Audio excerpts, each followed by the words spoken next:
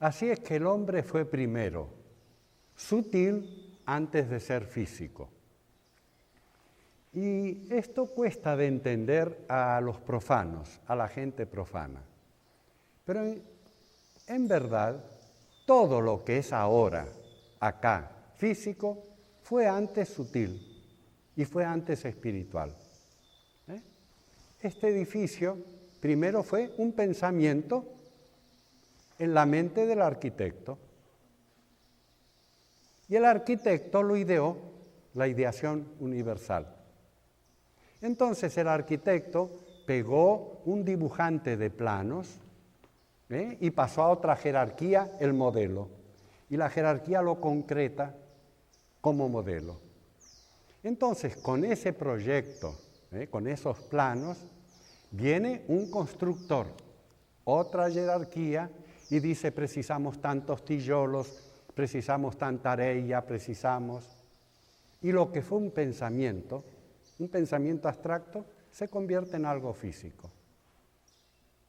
Esta es la base del Vedanta. Este mundo es el pensamiento del Brahman. No tiene otra realidad más que en el pensamiento del Brahman. Esto, así, es la base de las filosofías idealistas.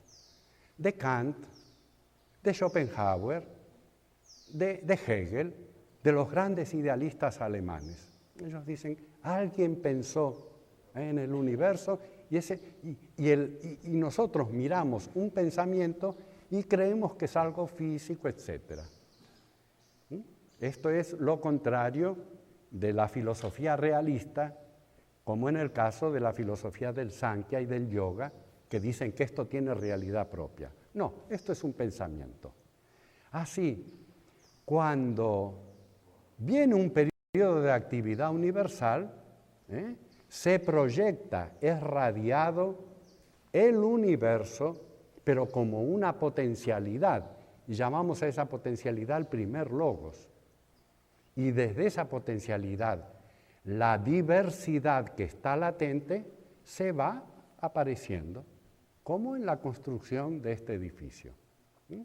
Hay un arquitecto que lo ideó, hay un proyectista que lo preparó, hay un constructor que preparó los materiales, y después hay muchos operarios, obreros, gente sin mayor especialización que levanta las paredes, pone las vigas, etcétera, etcétera. El edificio está terminado. Cuando el edificio está terminado, ¿para qué está el edificio? Para que nos, la conciencia, vengamos y habitemos. Para que la conciencia individualizada utilice el edificio. Así es el edificio del cuerpo humano. Fue primero un pensamiento, en la segunda raza raíz. Esos modelos, esos 7 modelos, que no eran demasiado diferentes entre sí, esos 7 modelos evoluyeron, y cuando estuvieron preparados, cuando esa primera etapa de la evolución, llamada primera raza raíz, culminó, empezaron a venir otros obreros. Y en ese modelo empezaron a poner alrededor carne, materia física. Entonces el modelo, el duplo etéreo, quedó dentro y la carne quedó fuera, como existe ahora. El proceso entre la primera y segunda raza raíz es que el modelo etéreo fue recubierto por elementales de la tierra, de una complejidad física muy extraordinaria, y pasaron 7 etapas de evolución. Hasta que el duplo etéreo y el cuerpo físico, o la recubierta más densa que cubría, que ocultaba al cuerpo etéreo, cumplieron su evolución.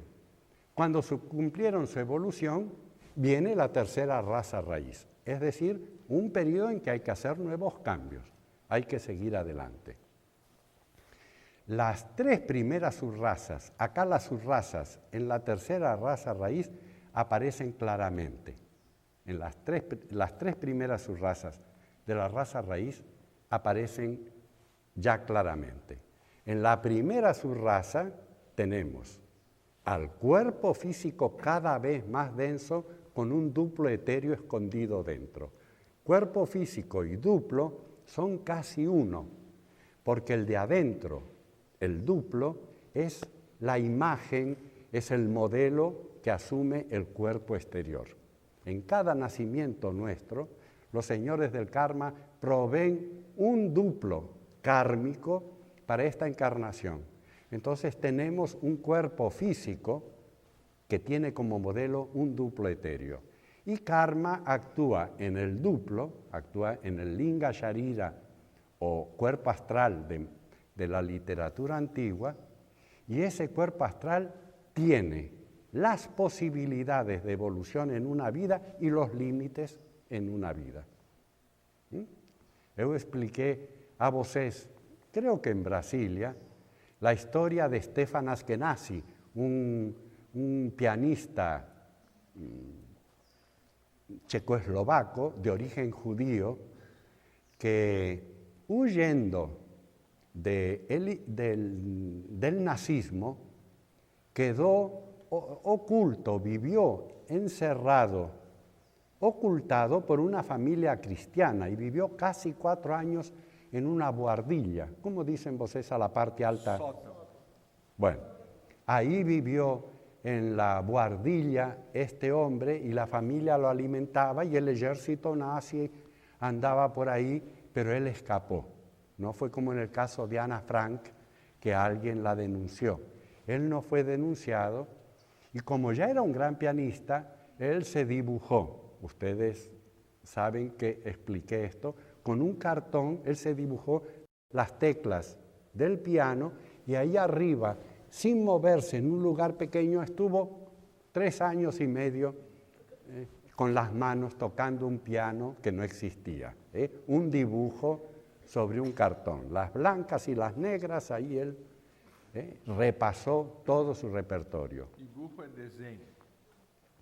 Cuando terminó la guerra, Stefan Ashkenazi reanudó su carrera de concertista y vino a Argentina y yo tomé una entrada para sus conciertos y era un gran pianista, entre los grandes, un grande, ¿no? Pero tenía una limitación y era que sus dedos no eran muy largos, muy cumplidos, ¿no? Cumplidos, sus dedos. Entonces, aunque él tenía una técnica de primer grado, no podía ejecutar algunas obras al piano porque los dedos no eran suficientemente largos. Hay algunas obras de Scriabin, de Rachmaninoff, algún concierto de Tchaikovsky, que exigen que los pianistas, y todos los pianistas, mujeres y hombres, son de manos grandes y dedos muy largos, porque hay que tocar acordes y con el dedo meñique inmediatamente del acorde hay que tocar la nota siguiente y eso exige una mano muy extensa. El que no tiene esa mano muy extensa, aunque quiera interpretar toda la literatura de piano, no puede. ¿Y por qué no tiene una mano longa? Porque el karma le dio un cuerpo con una mano no apropiada.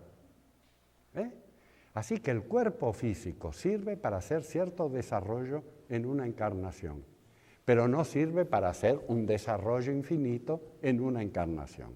Es un cuerpo kármico, es un cuerpo de merecimiento kármico, y en cada encarnación hacemos un adelanto. El pecado es no hacer ese adelanto que puede hacerse. No se exige más que uno vaya hasta ahí. El pecado, el demérito, es no ir hasta ahí, porque uno se entretiene con cosas de la vida, se atrapalla y puede ir por lo menos hasta ahí. Y en la próxima encarnación irá hasta ahí. Pero si en esta encarnación no voy hasta ahí, el cuerpo de la nueva encarnación va a seguir teniendo dedos curtos, ¿no? Alegóricamente, va a seguir teniendo dedos curtos. Ahora vamos a voltar a las razas raíces. Bueno, estamos en la primera y segunda proposición. La tercera ya fue explicada. No es que descienda el hombre del mono para las enseñanzas esotéricas, sino que el mono desciende del hombre. En las estancias del tercer volumen se explica cómo unos hombres que no recibieron el manas, que no estaban lo suficientemente preparados para la recepción del manas, aunque ya se habían individualizado del reino animal, es decir, que esas mónadas ya habían llegado al reino humano, pero con las calificaciones más bajas, y cuando los manasaputras desdoblan su fuego de la mente, ese fuego no fue receptado, se apagó. En otros apenas es muy débil, que es la gente que no puede pensar, que todos nos conocemos, que el trabajo intelectual es imposible en ellas, que más bien viven de los sentidos, saben cómo reproducirse, saben cómo comer, pero no saben mucho más. Esta humanidad, hermanos nuestros, y con una mónada aprisionada dentro de ellos, son nuestros hermanos. En un futuro nosotros vamos a dar la mente a ellos y a otras mónadas que vengan, y le vamos a dar la mente que hayamos desarrollado, no otra. Si nuestra mente al final de la séptima ronda no alcanzó un estado de pureza, como manasaputras en el futuro, vamos a dar una mente con impurezas. Por eso, los que dan la mente, igual que los que dan el modelo etéreo, los Pitris Añisvata, igual que los Pitris Varishat, son de 7 categorías. Unos muy evolucionados, otros menos, hasta los menos evolucionados. Pero todos tienen una mente que dar. Todos son convocados en la tercera raza raíz y todos tienen que exhalar el fuego de su mente, como hacen las células, que cuando llega arriba el momento adecuado, se desdoblan en 2. La naturaleza está ajustada y las cosas aparecen en el momento en que tienen que aparecer. Si no estamos advertidos en el momento que tienen que aparecer, eso pasa y nosotros nos quedamos con las manos vacías. Por eso toda esta enseñanza oculta es para no dejar pasar la oportunidad. La oportunidad hay que pegarla cuando pasa, porque pasa rápido. Ellos no conocen los 3 hilos. No conocen los 3 hilos. La oportunidad, todos tenemos oportunidades en la vida. Los griegos hicieron de la oportunidad una semidiosa. Y era una mujer que iba sobre unas ruedas y caminaba muy rápidamente y pasaba, pero tenía un cabello muy longo y tenía 3 pelos longos. Entonces ella pasaba y la gente pegaba de los 3 pelos antes de que se fuera y la traía. Si uno no la pegaba cuando ella pasaba, si no estaba advertido y pegaba de la oportunidad se iba. Podemos pegar de los 3 pelos en esta encarnación a lo mejor al maestro de sabiduría. Pero si cuando él pasa en el momento kármico adecuado, pasa rápidamente, nosotros estamos mirando para otro lado, pasó, pasó, no viene hasta la otra vida a lo mejor.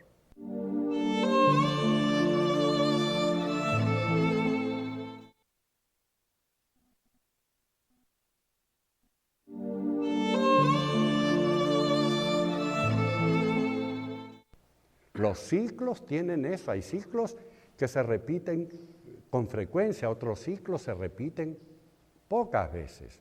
Hay ciclos que vienen una sola vez en la vida. Pasaron, hay que esperar la encarnación siguiente. Toda esta enseñanza es para que estemos despiertos y para que no dejemos pasar a la oportunidad, la peguemos de sus 3 cabellos, ¿no?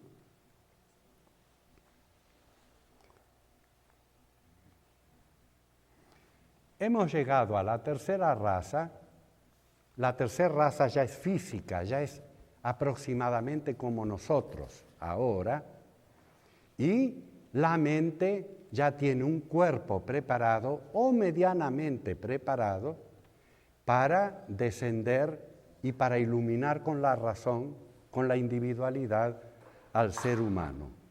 Así es que ha habido una corriente física representada por los Pitris Varishad, ha habido una corriente monádica representada por la mónada individual de cada uno de nos, es decir, por el dragón doble, por las dos letras, de distintos modos se llama a la mónada que ya exhibe Atma y Buddhi, que ya es dual. Hay esa corriente monádica espiritual y hay una corriente física y se espera a la corriente intermedia que une lo físico con lo espiritual. Alguien me pidió, ¿usted podría hablar algo más de las tres corrientes? Y yo digo, bueno, vamos a leer uno de los pasajes de la doctrina secreta donde se esclarece qué son las tres corrientes. Claro que se vê agora que existe na natureza triplo esquema evolucionário para a formação dos três upadis periódicos.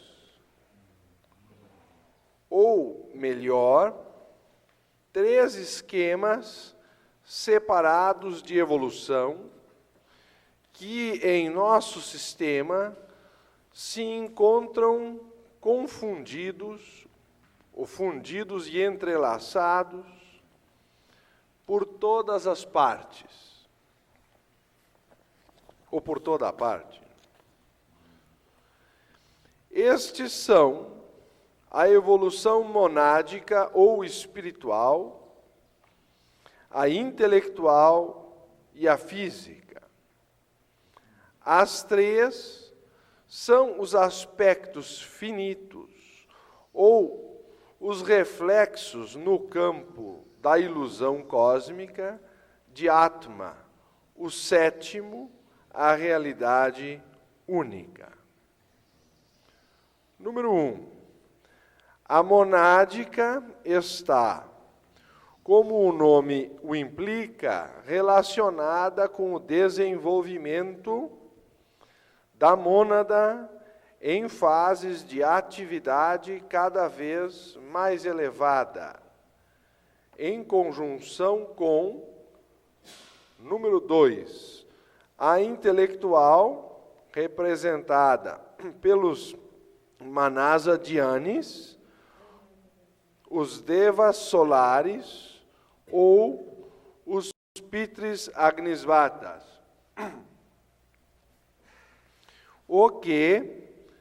Os que concedem inteligência e consciência ao homem. E, número 3, a física, representada pelos Chayas dos Pitris lunares, em torno dos quais se formou a natureza, ou formou a natureza o atual corpo físico.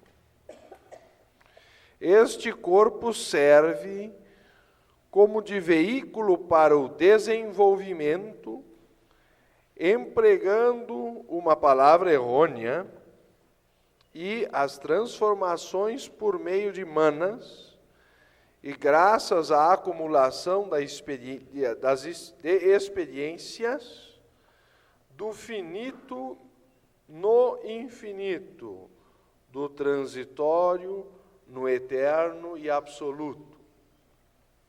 Cada um destes três sistemas possui as leis próprias e é regido e guiado pelos grupos diferentes dos mais elevados dhyanis ou logoi.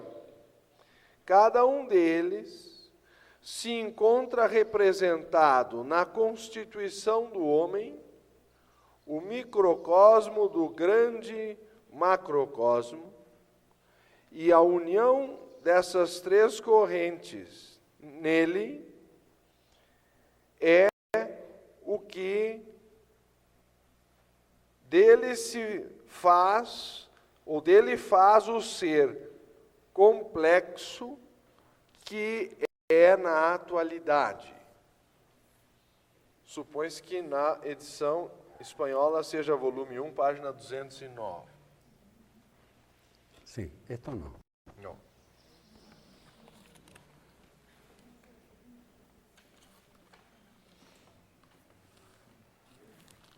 Antes de continuar, debo recordarles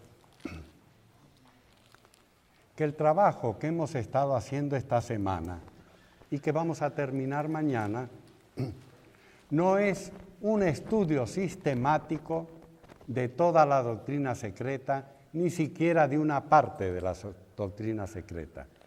Es un intento de aproximación a la doctrina secreta. Y si después de estas clases, alguno de ustedes que no estudiaba el libro lo pega y empieza a estudiarlo, habremos logrado el propósito de estas reuniones. En parte, las reuniones sirven para explicar aspectos muy breves del libro. Y otro propósito de estas reuniones es estimularlos a ustedes a que se hagan lectores, estudiosos del libro de un modo sistemático. Pero eso lo tienen que hacer en sus casas, dar un cierto tiempo cada día e ir avanzando en el estudio del libro.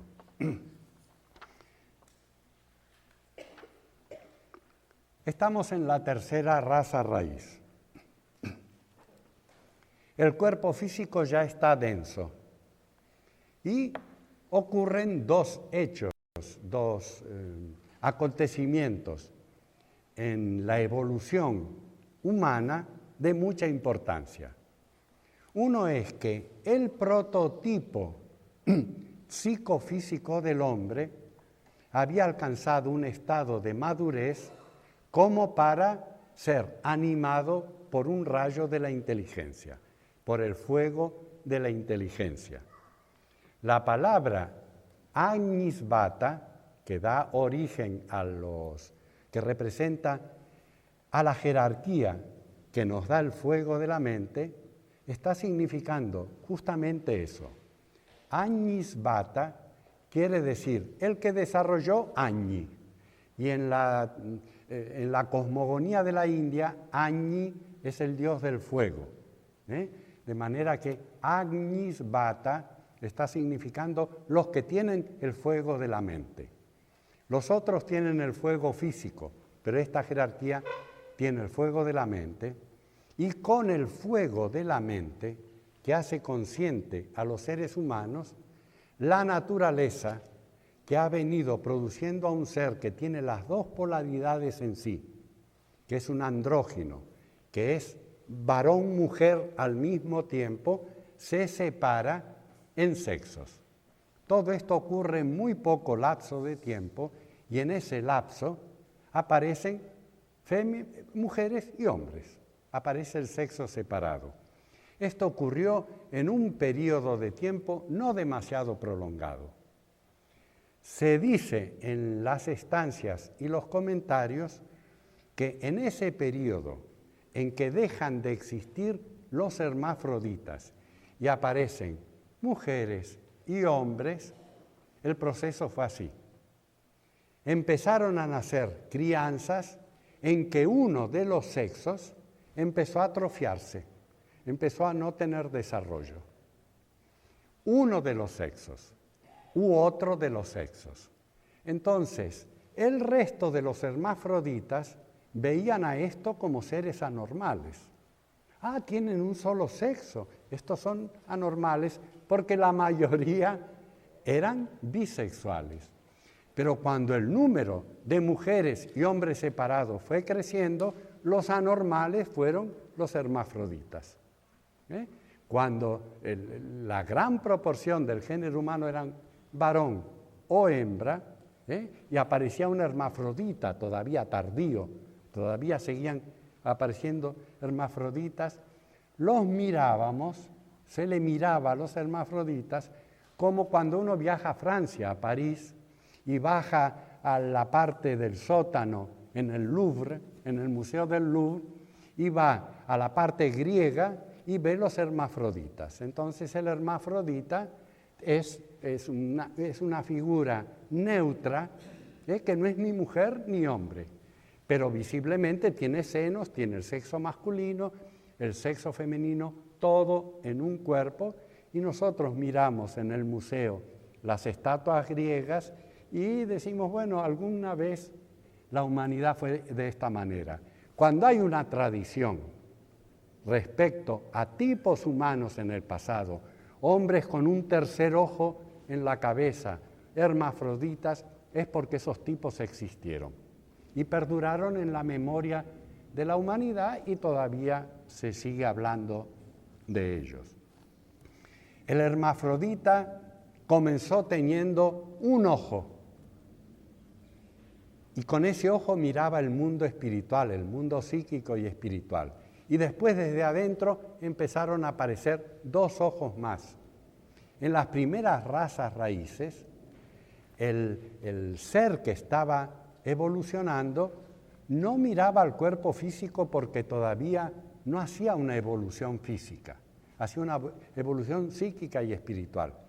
Pero en la tercera raza, cuando ya el cuerpo fue material, aparecieron los ojos para mirar este mundo. Primero se tuvo un ojo para mirar el mundo psíquico espiritual. Y después, cuando había que hacer la evolución física, aparecieron los ojos físicos.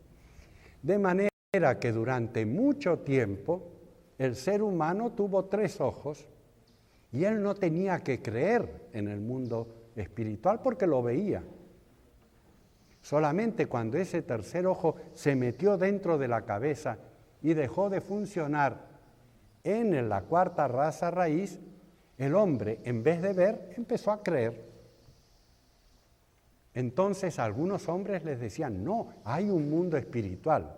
Pero como ese mundo espiritual no se veía como ocurre ahora, la gente cree que hay ángeles, que hay seres espirituales, que hay planos, porque no tiene la visión de eso. Estudiamos todo ese mundo psíquico y ese mundo espiritual, estudiamos las jerarquías, los seres que viven en esos mundos, porque nuestros maestros o las tradiciones esotéricas nos hablan de eso. Más bien que verlos, nosotros los sentimos dentro de nosotros. Si somos sensibles, uno siente dentro de uno el mundo espiritual, el mundo racional, el mundo psíquico, pero en algún momento de nuestra evolución, el ojo para ver la vida espiritual va a volver a desarrollarse. Diré de paso que las prácticas del Raya Yoga preparan al ser humano para que el tercer ojo se reactive. Y algunos yogis benditos y algunos iniciados benditos han hecho esa reactivación y ellos están ya en la posesión de eso que es, que mientras con los ojos físicos ven este mundo y al mismo tiempo, simultáneamente, con sus facultades desarrolladas psíquicas, están mirando el otro mundo. Así es que un adepto elevado, por no decir, un discípulo elevado, por no decir un maestro, mientras nosotros nos estamos acercando a él, él nos ve todo, no ve solo el cuerpo físico. A partir de cierto estado de la evolución, no podemos engañar a un iniciado porque él ve lo que está dentro del cuerpo físico oculto y podemos ocultar nuestras facetas buenas y nuestras cualidades malas, mientras que en el desarrollado espiritual está viendo todo lo que existe, está viendo al ser humano completo.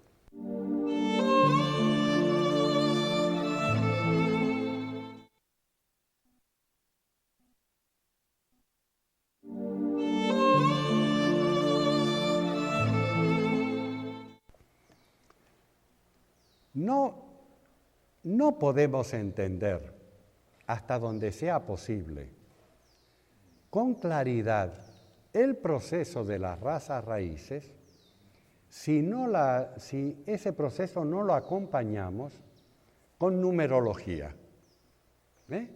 Ustedes ven que en la doctrina esotérica se enumera todo y se enumera esa continuidad de la evolución humana en trechos. Y decimos primera raza raíz, 1, segunda raza raíz, 2, tercera raza raíz y así sucesivamente. Cuando hablamos de los globos de una cadena, decimos globo número 1, globo número 2, globo número 3 y así sucesivamente. El fato de utilizar números es porque esos números tienen que lembrar en nosotros condiciones de la evolución en esos momentos. Cuando tenemos el número 1 en una evolución, esa evolución viene de lo sutil a lo denso. Como hay 7 en ese ciclo, para descender se precisan 3 momentos evolutivos, o 3 globos o 3 razas. El principio se utiliza para todos. Así es que la primera raza raíz fue etérea. La segunda raza raíz se recubrió el modelo etéreo con una materia sutil todavía. La tercera raza raíz fue más densa. La cuarta raza raíz adquirió plena densidad. En algunos trechos de la doctrina secreta se dice que el hombre verdaderamente empezó en la cuarta raza raíz, cuando su cuerpo físico adquirió densidad y cuando estuvo totalmente formado. Así es que tenemos 1, 2, 3 y 4. Cuando llegamos al número 4 tenemos el máximo de densidad. A partir de ahí, 5, 6 y 7. Los números 5, 6 y 7 son de retorno. Cuando la humanidad alcanzó su cuarta raza raíz, es cuando estuvo físicamente, psíquicamente y con su mente inferior perfectamente desarrollada. Se le escapó el mundo espiritual. En vez de la espiritualidad perdida, creció en intelectualidad, creció en razonamiento. El espíritu se ocultó. Ya no hubo posibilidad de observar directamente el mundo espiritual. Entonces, para alcanzar el mundo espiritual, ¿qué se usaba? Porque en algunos lugares la gente quería ver el mundo espiritual, una visión que había perdido. Se usaban drogas, se usaban ciertos elementos que despertaban por un momento al tercer ojo que ya no estaba actuando. Eso es el principio de por qué la visión espiritual hasta el día de hoy, en quien no la tiene, es estimulada por medios físicos o por medios psicológicos, por medios sutiles. En ese caso, el que utiliza para observar el mundo psíquico y espiritual, el que utiliza artificios, logra esa visión por un momento y es imperfecta. Porque para ver bien hay que tener inteligencia y evolución sobre lo que se está mirando. Hay bastante psiquismo en el mundo y hay muchas prácticas para estimular la visión de carácter psíquico, pero eso no se hace en el sendero espiritual. Por lo menos los señores de la luz no emplean esos artificios. Todo eso comenzó en la Atlántida. Cuando el tercer ojo se apagó, dejó de funcionar, entonces la humanidad empezó a organizarse de otra manera. Empezaron las religiones. Las religiones como las que tenemos ahora en el mundo empiezan recién a partir de la cuarta subraza, de la cuarta raza raíz o atlante. Aparecen en un periodo posterior de la evolución. ¿Y las religiones qué son? Entre otras cosas, son organizaciones que nos hablan de un mundo espiritual. Ese mundo espiritual, algún santo, algún profeta, alguien puede verlo y entonces trae noticias. Y la tradición trae noticias. Pero el fiel común, la humanidad común, necesita creencias, necesita creer en eso. El comienzo de las religiones nacionales, de las religiones humanas, comienza en la cuarta raza raíz. Como algunos en la cuarta raza raíz no habían degradado, la materialidad no se había apoderado del todo de ellos y permanecían puros, el tercer ojo siguió funcionando en unos pocos. Y como el tercer ojo y la visión del mundo espiritual da poder a quien posee eso, ellos empezaron a mantenerse apartados. Y nació la iniciación. La iniciación nació en la cuarta raza raíz.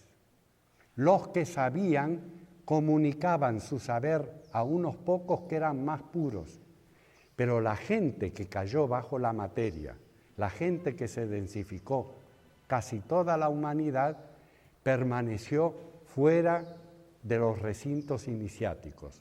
Solamente aquellos que permanecieron puros eran atraídos, como el día de hoy son atraídos los puros y los que están preparados al recinto iniciático. Conocemos las diferencias que hay entre una iniciación simbólica y una iniciación real. La masonería da iniciaciones simbólicas, pero hay iniciaciones reales. Mientras que en la masonería pueden existir centenares de miles de personas en todo el mundo que son francmasones, y es bueno, iniciados reales hay unas pocas docenas en el mundo. La iniciación real exige todo lo que es teórico en las iniciaciones simbólicas, todo eso tiene que ser real en las iniciaciones reales. De este modo, la cuarta raza raíz dividió las aguas. Los puros continuaron con la espiritualidad. Los impuros cayeron presas de la materia. Y eso es lo que se llama, en religiones y ocultismo, la caída de los ángeles. Las mónadas quedaron presas de la materia. Llegaron al fondo del abismo, cuarta raza raíz. La evolución material triunfó. Ahora estamos en la quinta raza raíz. Estamos empezando el ascenso, el reascenso. Y sobre este reascenso vamos a hacer una parte mañana a la mañana, pero hoy quisiera saber si hay preguntas sobre todo lo que vimos en esta mañana. Vamos a iniciar un periodo de preguntas y después terminamos el trabajo de la mañana. Eu só vou lembrar que a parte lida das 3 linhas de evolução que convergem no homem, a evolução monádica, intelectual e física, estamos na página 223 do volume 1 da editora Pensamento. Para quem quiser começar a fazer a transcrição das notas, o estudo comparado.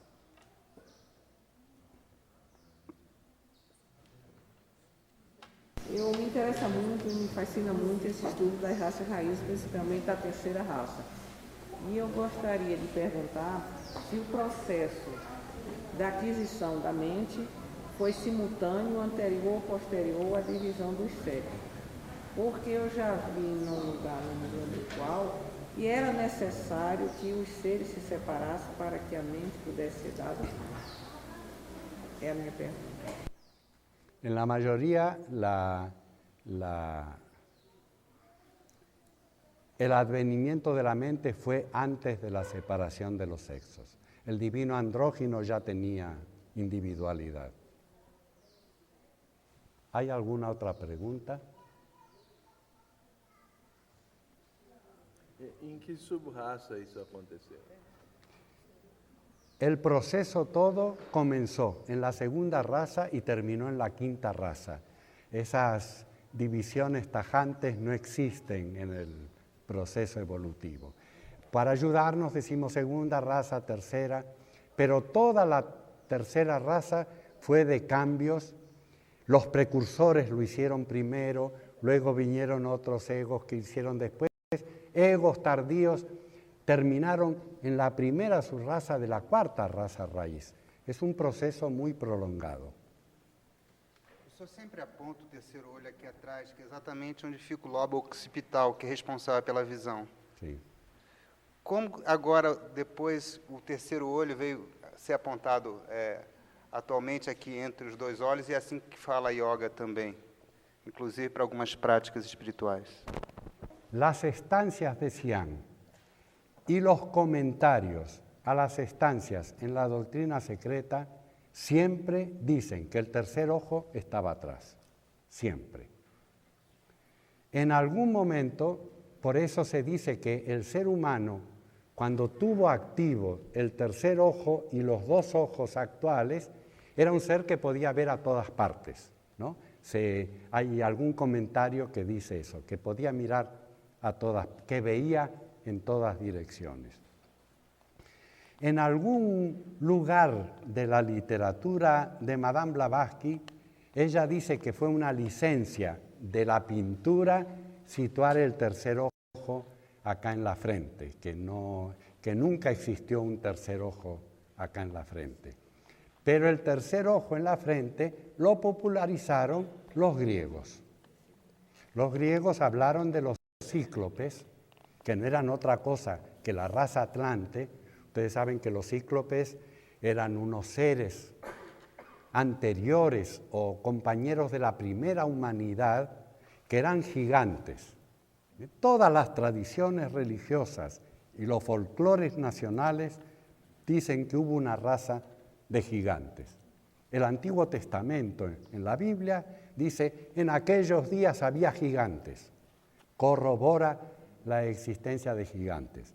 Se habla de gigantes la tercera y cuarta raza, porque cada raza va disminuyendo de tamaño y se va haciendo más fea. Dice la estancia, una estancia de Xi'an, se fue haciendo más pequeña y más fea porque se fueron haciendo más malos. Que los seres humanos fueron perdiendo altura y belleza. El divino andrógino dicen que era muy hermoso, que fue perdiendo altura y belleza porque la maldad fue creciendo, la separatividad fue creciendo, la ignorancia fue creciendo.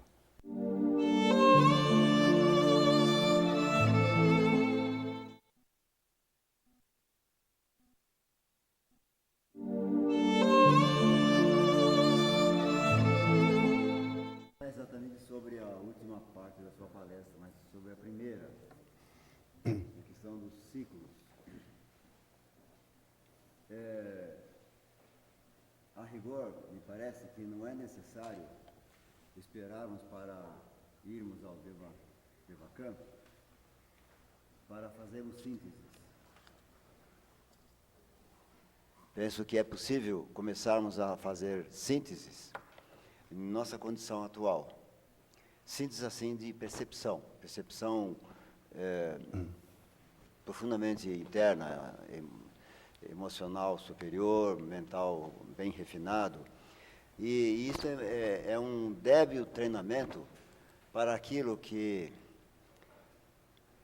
está na resposta do mestre Kuthumi ao Sr. Siniti, se não me engano, quando ele pergunta se os espíritos planetários conseguem se sobrepor, ficar livres da inevitável compulsão do pralaya.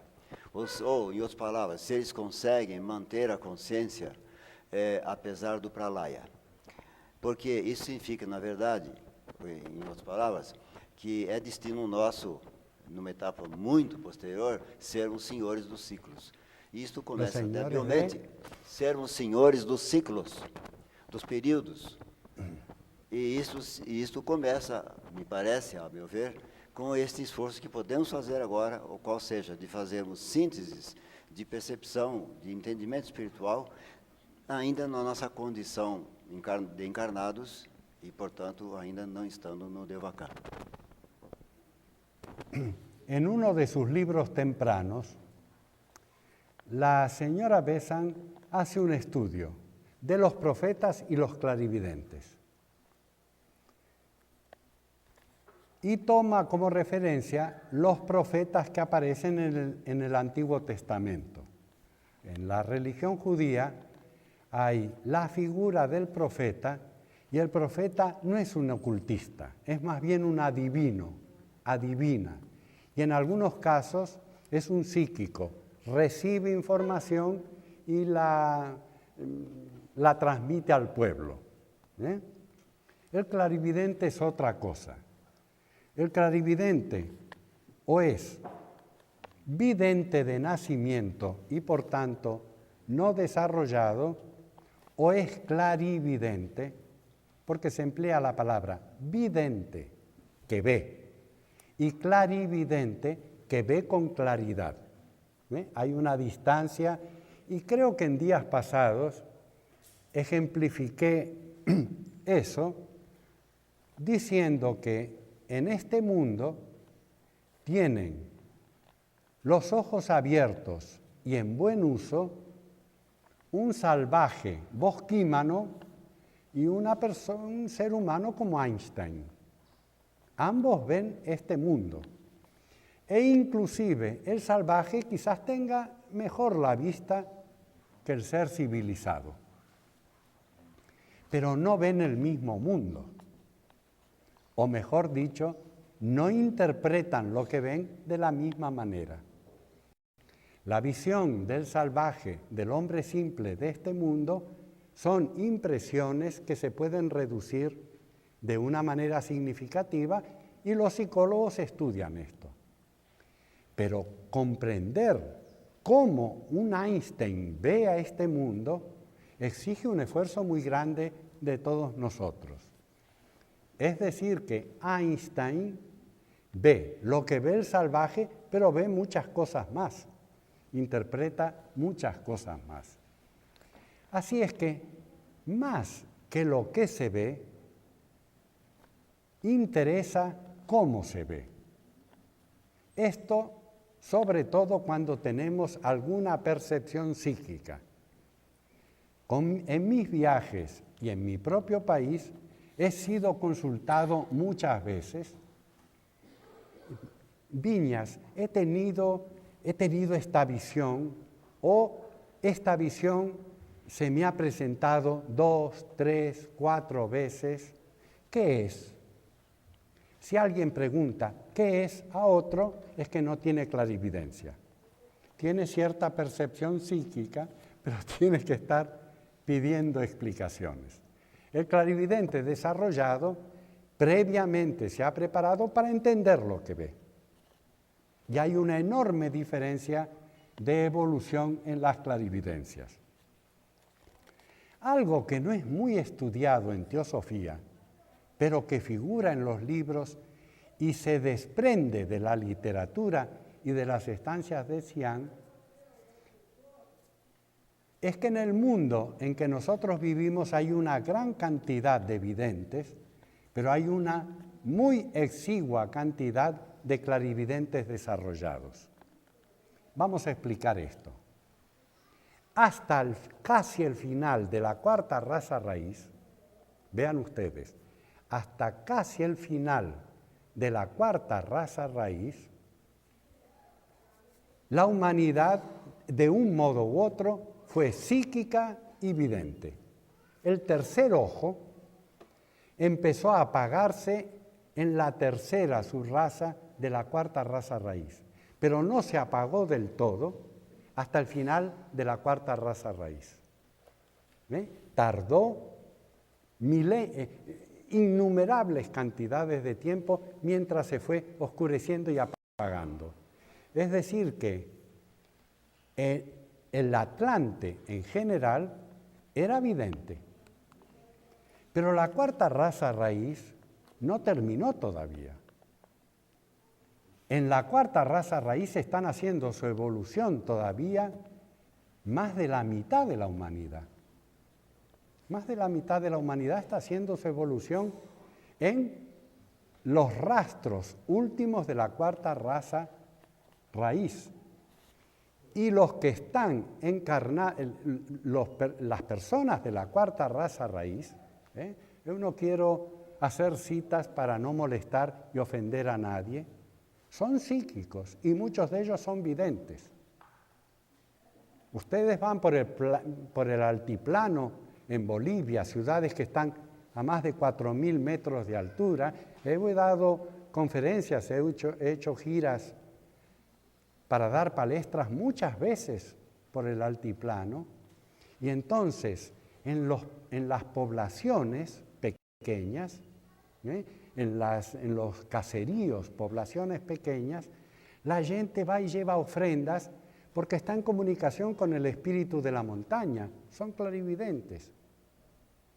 Son videntes, son psíquicos. No se hundieron todavía en la quinta raza raíz. No perdieron todavía su psiquismo. La parte más inferior de la humanidad todavía no perdió su psiquismo y no entró en el intelecto. Por eso hay gran cantidad de personas que sí ven, pero no saben muy bien lo que ven, pero ven. De la quinta raza raíz a la sexta se recupera la clarividencia. Por lo menos una gran cantidad de discípulos van recuperando la clarividencia. Pero el discípulo sabe lo que ve. Fue entrenado para saber lo que ve. El vidente, el sensible, el psíquico, en general, más bien capta las cosas. No tiene una visión armónica. Hubo con un problema sentimental, que la mayor parte de los problemas son sentimentales, ¿sí o no? Entonces voy a un vidente para que me diga qué es lo que me pasa. Y el vidente dice, usted tiene un problema sentimental. Digo, ¿cómo ve esta persona? Yo le comuniqué a él. Yo le transmití. Él es un psíquico. A él le pega lo que uno le transmite. Lo mismo ocurre con los médiums. Uno va a un médium, el médium se comunica con el papá o la esposa o el esposo que fallecieron. Y entonces el médium o el espíritu supuesto le dice, vos está preocupada por tal cosa, la dejé en tal mueble o en tal lugar.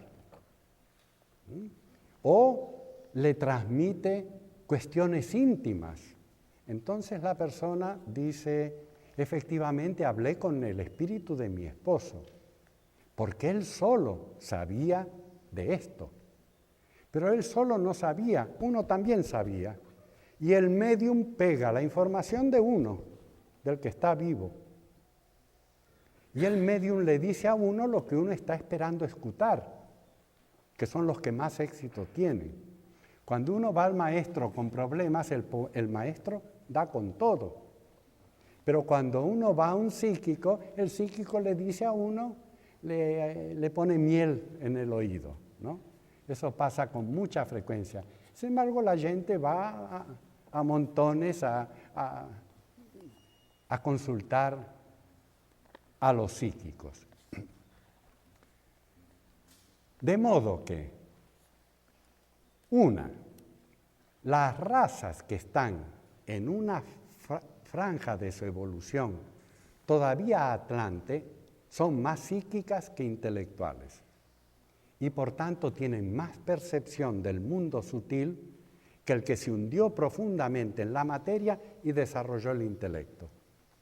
Por eso dice la doctrina secreta que la inteligencia se desarrolla a expensas del psiquismo. Hay que perder el psiquismo y ganar en intelecto. Cuando el intelecto es desarrollado en la quinta raza raíz, en la quinta ronda y todavía más en la quinta cadena dentro de mucho tiempo, no nos vamos a escapar tan fácil del desarrollo de la mente, falta mucho todavía. A medida que el desarrollo de la mente se va espiritualizando, se recobra la percepción espiritual, pero esta vez no es psiquismo, esta vez es científicamente por medio de los ejercicios yógicos. La yoga es una ciencia. El desarrollo de las facultades perdidas, del reactivar el tercer ojo, se gana de un modo científico. Hay que sentarse de tal manera, hay que comer de tal manera, hay que pensar de tal manera, hay que saber qué color usar, qué sonido usar, etcétera, etcétera. El maestro va dando eso, porque eso no está en ningún libro. Los Yoga Sutras de Patanjali no agotan el asunto. Hay otros que no los conocemos. Los otros son muy peligrosos. Estos está más o menos disimulado la cosa. Pero hay otros que el maestro transmite para que el discípulo no se haga daño, no se apure, no tenga ambición y pegue lo que no tiene que pegar todavía. Es un desarrollo armónico. Y ese desarrollo está guiado por el maestro, que es clarividente y ve lo que ocurre en el mundo físico, en el doplo etéreo, en el cuerpo sutil, en el cuerpo de Ananda Mayakosha, etc. En los distintos vehículos, cuando se penetra en el sendero, empieza a haber cambios globales. No es cambio solamente que me siento a sentar a meditar. Eso produce muchas alteraciones, variaciones, y esas alteraciones son vigiladas por alguien que sabe más, que ya pasó por eso y sabe cómo conducirnos. Así es que, sin irnos a los planetarios, podemos alcanzar cierta percepción espiritual con nuestros ejercicios diarios. Pero es una disciplina